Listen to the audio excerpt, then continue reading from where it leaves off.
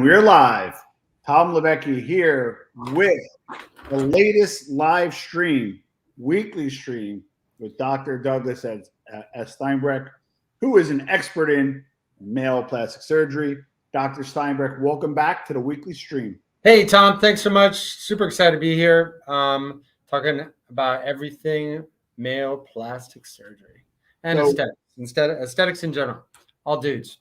Agreed, and we're excited. So what we're going to do is we're going to call G in a moment. G is a current patient, wants to talk about a little bit about his experience. We want to give you real live experience. We don't just want to give you anecdotal. We don't want to give you kind of us talking heads. We want to give you real patient experience. I want to give you a quick teaser. It's going to be really interesting because he's going to talk about an experience that he had with another doctor who's pretty well-known doctor, kind of an Instagram doctor, and how it did not go well.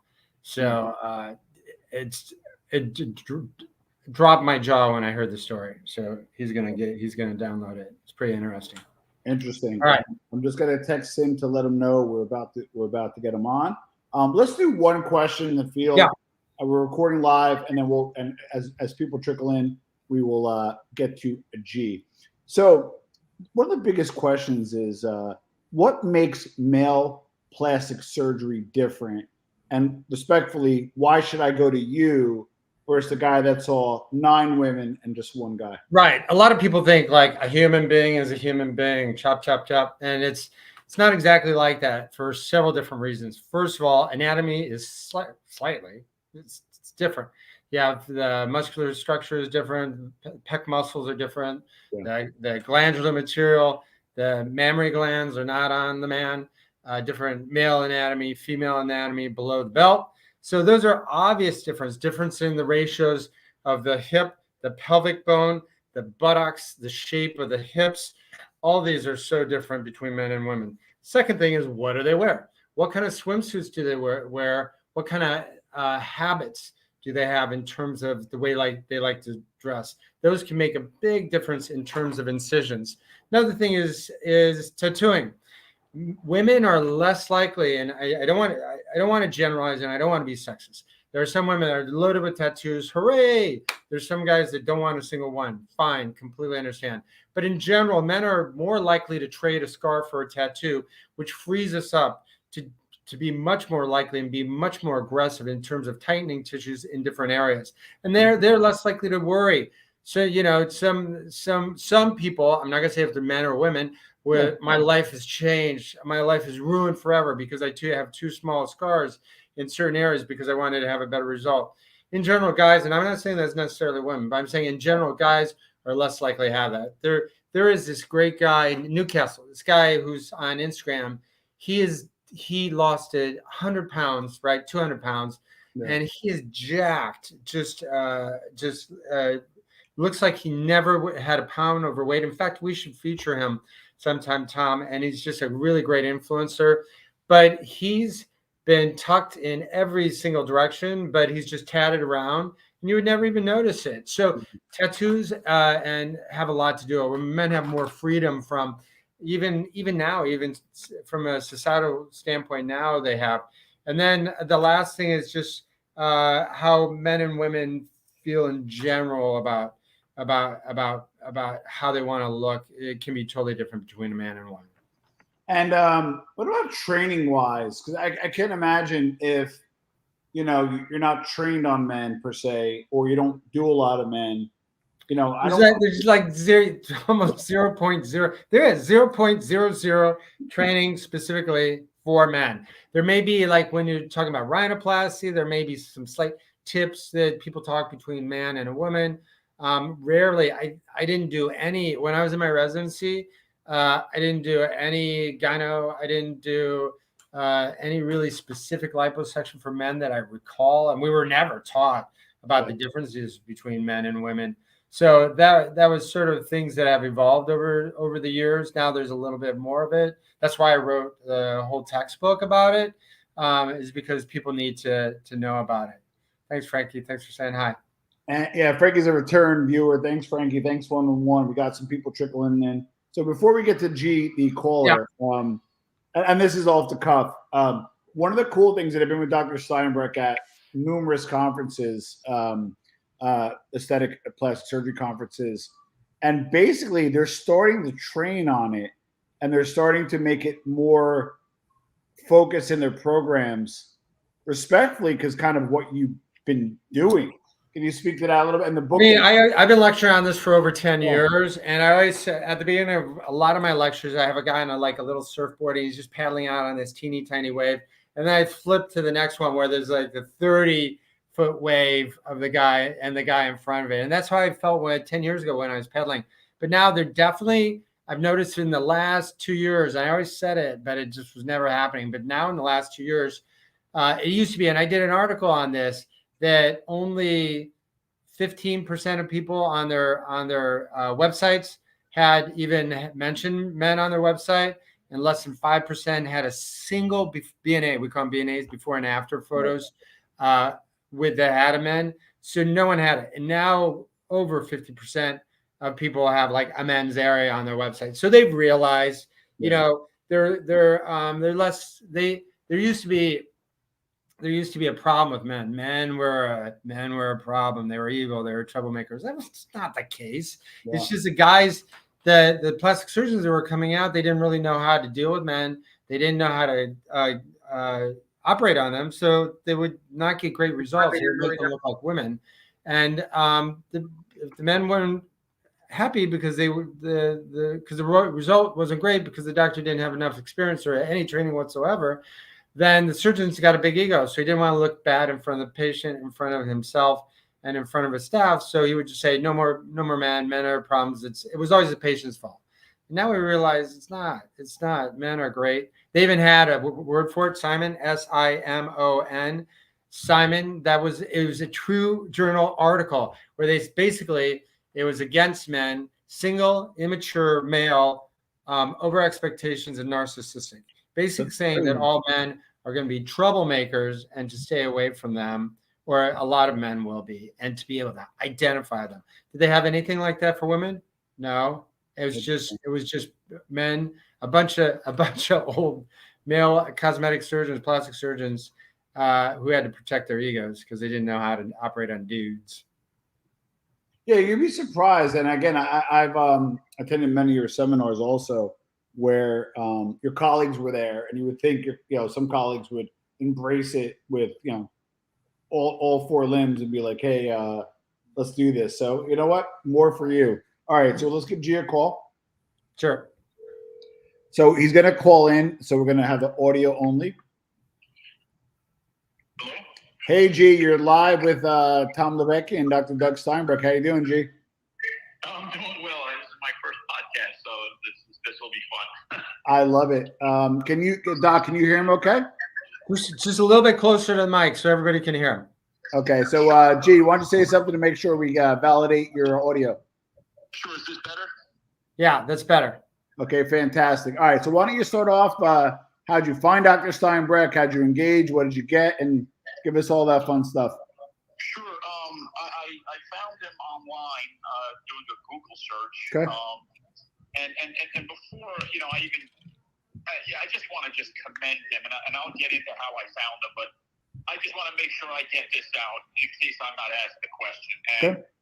I am an extremely picky person. And for me to come on here and praise Dr. Steinbrech's work, it really means his work is A+ in all respects. It meets the work product that's on the website, which you asked me how did I find it, which was a Google search. Yeah. And it meets the representations that he gives you when you have a consultation. Nice. In fact, I have said this to him on many occasions, and he will confirm this because I've had multiple procedures with him. He under-promises and over-delivers. So he might tell you it's, X amount. I don't want to set you up for anything here, Doc, but he might tell you it's going to be 50% or 40% improvement. And when I go back and look at it and all the swelling goes down, I'm like, no, it was a lot more than that. But I understand why he says it, but it's phenomenal work. I also just want to say, and then I'll answer any questions that you have. I asked Dr. Steinbrech if I can help him in any way because I feel a debt of gratitude to him for what he has done for me. He did not ask me to participate in this. I asked him, is there anything I can do? And he said, Greg, I appreciate that. I'll take you up on your offer. I have a podcast. I said, I'm more than happy to do it. I just wanted to make sure I got that off my chest. And then I'll be happy to answer any questions you have. Well, let's unpack this a little bit. So, what procedure did you see, Dr. Steinbrech for? Okay. First procedure I saw him for was a tummy tuck, okay, liposuction, and transfer of fat to the shoulders. Nice. It is an interesting story about the tummy tuck because I had many prior liposuction procedures that failed. Everything was lumpy. It was off balance. And I was like, I can't believe I had gone through all these things. I still look in the mirror and I'm like, I just don't like the way it looks. And I had gone someplace in Los Angeles, in Beverly Hills, and they were the first ones before I had seen Dr. Steinbrech to say, well, why don't you do a mini tummy tuck? That'll tighten everything up. So I did that, and I actually had a very, very, very poor experience there, which ultimately led me to Dr. Steinbrech. But they were the first ones to sort of introduce the concept of you can size skin and you'll get a better result. And that's the only good thing that came from that experience. And sort of as an anecdote, I actually had bleeding after the procedure. So they took off the racks there in Beverly Hills, and I was bleeding. And what happened, that surgery was done by two surgeons. One did the lipo, and then there was a plastic surgeon who did the tummy tuck portion. And when I was bleeding the next day, you can imagine, I was there by myself. I'm in Los Angeles, and I'm scared, right? I just had a surgery, now I'm bleeding, and they're telling me I have to go back in. And the doctor came in and looked at me and said, well, the plastic surgeon will go do it because he was just responsible for the He leaves the room, and I tell the nurse, I'm like, listen, can I just speak to the doctor one more time? I just have a follow-up question. I was just scared. I remember him telling the nurse, I could hear it, I'm not going to talk to him anymore. Wow. It's for the other doctor to deal with. And at that moment, I really felt like a man on an island. And I say that just to sort of contrast the type of care. Not only was the work, the result bad, but the bedside manner and the care was terrible. So I contrast that to Dr. Steinbrech. And I could just give you a recent example with Dr. Steinbrech. As I told you, I've had multiple procedures, but the last time I went to go see him, he had to take stitches out. And I'm usually a very punctual person. I got stuck in traffic, and forgive me, I don't remember if it was the Holland or the Lincoln, but it was traffic the whole way. I don't remember which tunnel it was. I'm an hour and a half late to my scheduled appointment. The office had closed. Dr. Steinbrech waits for me. Yeah. I couldn't find a parking space. I got to park someplace at Hunter College somewhere on the street. I sort of run in. He takes out the stitches, and there's the difference just in bedside manner. That's just a small example of like how one doctor can sort of like brush you off and say, hey, I'm not going to deal with this anymore. It's somebody else, and then Dr. Steinbrech. But I'd rather focus more on the positive, just as opposed to what others didn't do and what Dr. Steinbrech does do. Naturally. And if you fire away with any question about outcome, I'm going to be one of his biggest fans. So if any question you have, well, one of the things we kind of get a lot is most of the guys, and when I say naive, meaning they haven't had experience with. Most of the guys are naive to plastic surgery. A lot of guys are like, hey, why get plastic surgery, that kind of stuff. So what was like your initial motivation for plastic surgery, even prior to seeing Dr. Steinbrech?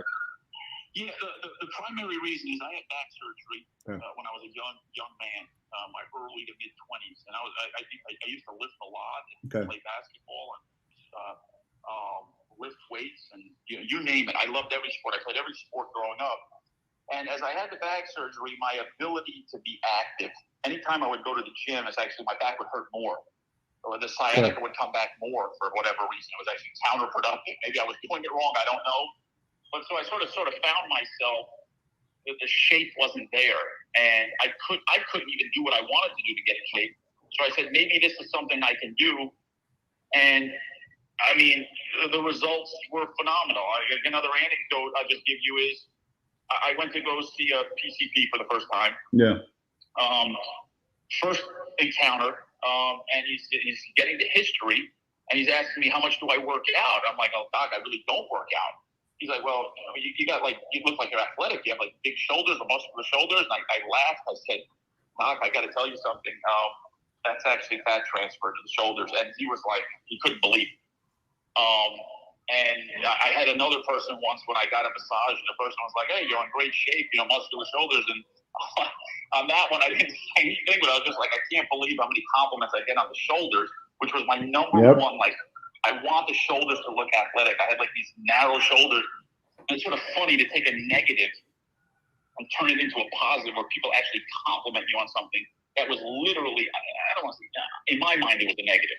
And you had these small little shoulders, and now people are actually complimenting you on that thing that you didn't like. It's just unbelievable. It's like, I guess the women get like Brazilian butt lifts, but if I was a man, I would say do that on the shoulders. If you have small shoulders, it's worth every penny. What did it do for your confidence? A lot. In fact, I get suits fitted. I love clothing. I go natural shoulders on the suits now because I don't need to have any padding in there. Oh, wow. I walk, it's a combination. As the shoulders come out, the waist comes in.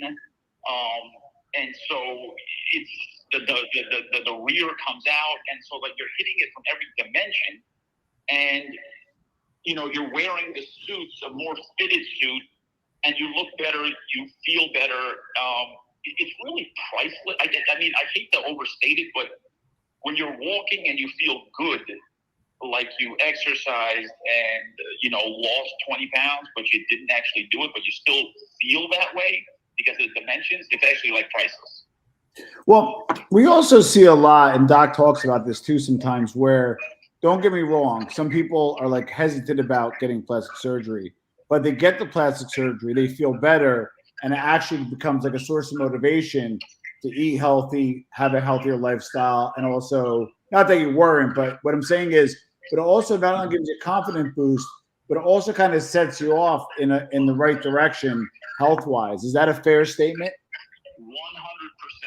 I know the way I made it sound is, hey, I did it, and I didn't exercise as much, but what I am doing recently, and so I've gone from 202, I'm down to 190. Oh, nice. I've lost 12 pounds. So even at 202, people were complimenting me on the shape and the physique. Now I'm at 192, 190. I'm sort of fluctuating because I'm watching my diet. I'm walking more, watching my diet, losing weight, because I'm a little bit scared to go back into the gym and lift a little bit because of my back. But I am going to go back into the gym with a personal trainer and sort of put that extra touch on there. Yeah. But yet, when you see it in the mirror, and when I use the word mirror, I have to say this. I have a large mirror in my bedroom that I walk past every morning to go to the bathroom, right? When I go to work, or if I wake up to go to the bathroom, whatever, usually in the morning. And when I walk back by, I take off my shirt and I look at it. And I don't want to sound like, appearance means everything, but like literally when I look at it in the mirror, I say to myself, I can't believe that is the shape of my body. I can't believe that's what he did. That's awesome. It's just, I can't believe. And so you are motivated to eat better. You're motivated to lose weight. But for my back, I would have been in the gym and done even more. But it definitely is a motivation. Love it. Before we conclude, unless Dr. Steinbrech has anything, what do you say to somebody who's on the fence about seeing Dr. Steinbrech?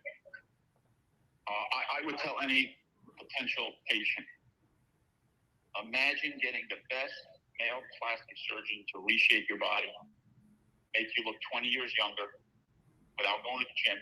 And I don't know if Dr. Steinbrech is going to be happy with me saying this or not, but I just have to say exactly what I feel. And maybe the people listening to this might not like it. And doing it at a fraction of the cost of what other people charge. So to have the best quality work at a price that's less expensive than others is a phenomenal combination. I would actually say to Dr. Steinbrech, you don't charge enough. Because I know what those other people who didn't do a good job charge. And you charge less. And in my humble opinion, the work product is not even close. Now, it matters as important as your health and shape. I don't think cost should be a relevant thing, but I just bring it up to say it's a cherry on top. So I hate to say this for the future patients, Dr. Steinbrech, but you should probably raise your prices. That's how good I think it is. All right. Well, listen, any all feedback is important. We hear the passion in your voice. That's why Dr. Steinbrech does what he does. We're happy to support him in his efforts to have happy patients with you. Doc, anything you want to add real quick? Doc, anything you want to add? No, I just want to thank so much for G for calling in. He's such a great guy. You can hear how intelligent he is, how articulate he is, how passionate he is, and how grateful he is. And he's been a joy to work with. And to hear that story about the other dermatologists in California and to see how far he's come and to be able to trust me, it was really an honor to be able to work with him. And I'm so appreciative of it. Love it. Yeah. If you could add one thing, just one thing. Yeah. And if I don't have the time, let me know. But do I have another 30 seconds? Absolutely. You have as much time as you need. Yeah. When I had originally done that sort of mini tummy tuck, and I had the prior lipos done, and I thought, you know what, I'd like to get that 270 tuck that Dr. Steinbrech does. I figured that would be the best way to sort of reshape it, and it was. But there were other doctors that were somewhat hesitant about it because there was so many prior surgeries done that just didn't have the result. And when I went to Dr. Steinbrech, he didn't blink at all and said, no, that can be done. Nice. In terms of the vascularity or, any concerns. And so he saw it, he had a vision, he knew it could be done, and he delivered. And once he did that, and I saw the result, what ended up happening was I would go back for another one. So then you have that part about you're like, wow, that was done so well. What about if I did my flanks, or what if I did my arm? And I've pretty much completed everything that I want to do. And so I just wanted to say that he's gifted guy, gifted doctor who will be there for you, and he delivers what he says he's going to do. I've never done a podcast before. Don't know if I'll ever do one again. But this, anybody who's on the fence, don't consider anybody else. I love it. Do not consider anybody else. Thanks so much, G. I really appreciate it. Thanks so much. You will be in touch. Thanks again, buddy. Okay. Bye-bye. All right. So, guys, we do everything live. It's unscripted. Maybe prepare some questions. We have some people ask some questions in. I mean, proof is in the pudding. That was pretty cool. We do have a question from Schenker. Dr. Steinbrech and Tom, what type of liposuction do you use for male makeovers? Vaser, tumescent, West, question mark. Yeah, I like the tumescent technique. I'd use power assist. What I always find, we do have body type. What I find is from all these, it ends up being about the conductor rather than the baton. Yeah. And the kind of results you can get, I think all of you have to be careful because a lot of the results that people say they get from energy-based ones, number one, they can cause a lot of scarring and increases the chance of burns. But a lot of them it really is a result of what the surgeon does. And I would look more at the results before you get drawn into Vaser or Renuvion or Body Tide or whatever it is. I would just keep a blind eye to that, go right to the gallery page, see what kind of results you see. Make sure that they're clear in the light of day. Make sure they're not hazy. Make sure they're not with the fuzzy camera. Make sure they're not in the dark that hides a lot of irregularities. Make sure they have a lot of videos. Go right to the gallery. We have 10,000 before and after photos in our gallery. Yeah. And just a lot of times people get Renuvion or they'll get a laser-based product because they want to offer something quote unquote different because the customers tend to think that they'll get a superior result if they have it. They don't necessarily. And I've seen people that use it that give less than a result. Yeah. So go right to the gallery.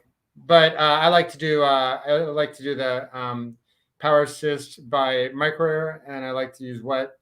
And sometimes we do the body tight. Sometimes we do Renuvion. So we have it all in different and between the three different centers of excellence, New York, LA, and Chicago. We have it all.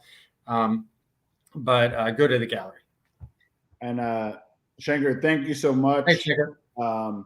We really appreciate the question. So we will now go back to the regular scheduled questions. Got a few more left. Yep.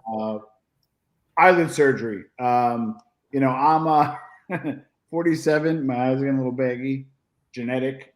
Give us kind of surgical, non-surgical options. Yeah, non-surgical are great options. We can use fillers, hyaluronic acids. Those are your best best go-to. What they can do is they can fill in. What happens is early on, the bags don't prolapse as forward, and you don't have the descent of the cheek. So with aging, the cheek descends. You get what we have, a tear trough, that little area, and then the medial, middle, and lateral pockets of fat starts to prolapse forward and herniate forward and create a bag. So what you can do is you can camouflage it in your 20s and in your 30s. You can fill in that area with a filler, usually Restylane or some other kind of hyaluronic acid, any of the major makers. Yeah. And then for the upper lids, what we can do is we can do an upper bluff, which is to pinch out the upper lid. We can do some volumization of the upper lid that can make you look younger. And then for lower, it's called a blepharoplasty. That means eyelid lift. I can pinch out the skin. I can go in through the lid and take out the pads of fat so they don't bulge forward as much, so that they're flush. And then we could also do some laser across the bottom. So a lot of different options. Nice. All right. Final question that was a write-in. Chin and jawline, same kind of, not dilemma, but I guess strategy. Where do you use filler for chin and jawline? Sure. This is one of my favorite things to talk about. So first of all, non-surgical options. There's filler with the hyaluronic acids, right? Yeah. And then there's also fat grafting. Whenever I speak to a conference, if I'm speaking to residents, international people, whatever, I always say that you can inject fat. Fat is better for the nasolabial folds. It's better a little bit for the cheek. For the jawline, it ends up being a little bit woody. It ends up being a little bit doughy. It's not as sharp or give you as great definition as we can get with the hyaluronic acids. Those are really sharp, much more defined. Okay, that's number one.